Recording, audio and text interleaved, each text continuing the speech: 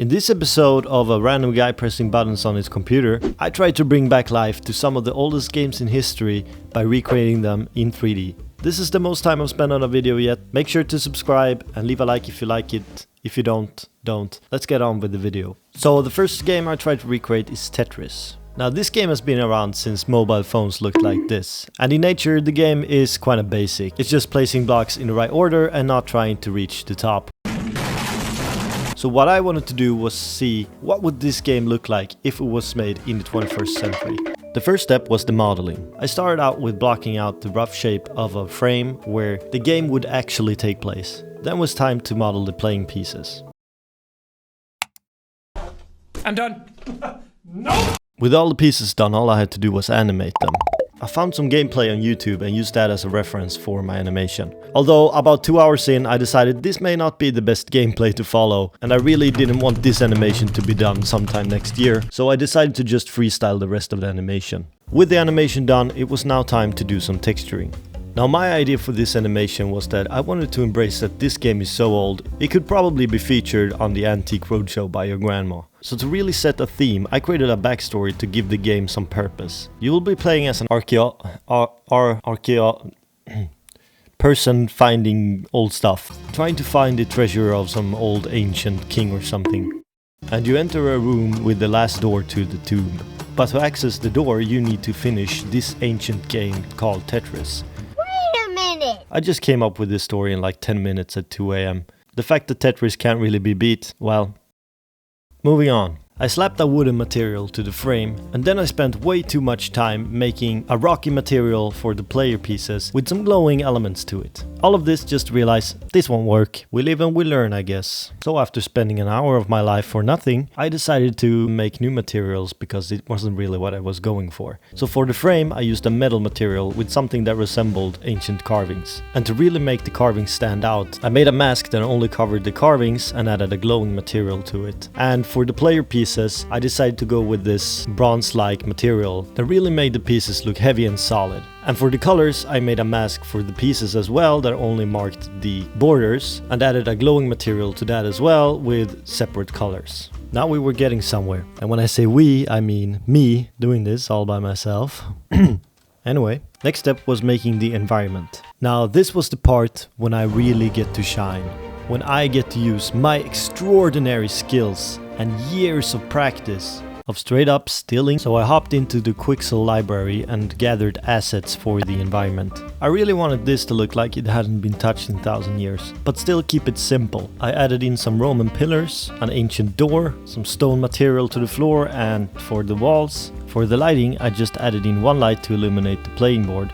And also make it as dark as possible to hide my crappy modeling. Nice. And now, what would a tomb that hasn't been touched by humans in 1,000 years be without still burning fire? So I decided to model some high quality torches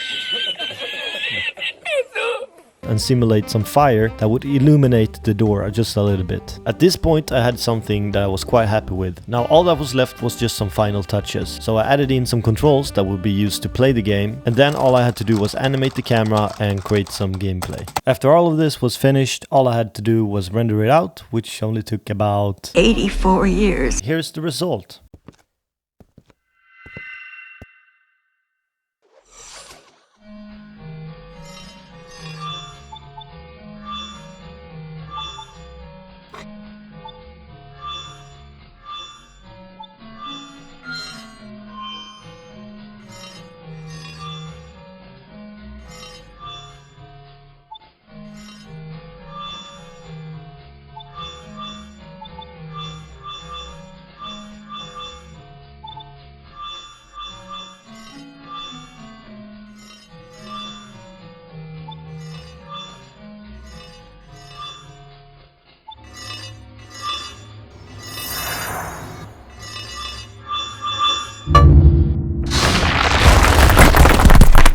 For the next game, I really wanted to do something space related, as this seemed to have been a popular theme in the 80s and 70s.